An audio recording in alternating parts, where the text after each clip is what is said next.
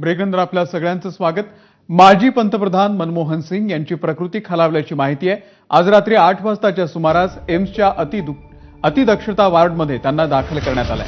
मनमोहन सिंग यांची प्रकृती चिंताजनक असल्याची सध्या माहिती मिळते आहे।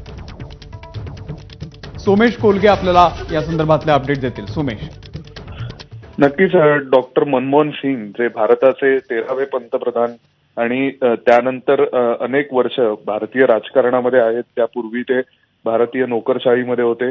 त्यांना आता वयाच्या 92व्या वर्षी त्यांची प्रकृती खालावली आहे आणि त्यामुळे स्वाभाविकच प्रकृती नाजूक आहे आणि त्यांना आता एम्सच्या अतिदक्षता विभागात दाखल करण्यात आलेले आहे। आता सर्व तज्ञांची टीम आणि सर्व तज्ञ डॉक्टरांची टीम देखरेख करते, त्यांच्या प्रकृतीवर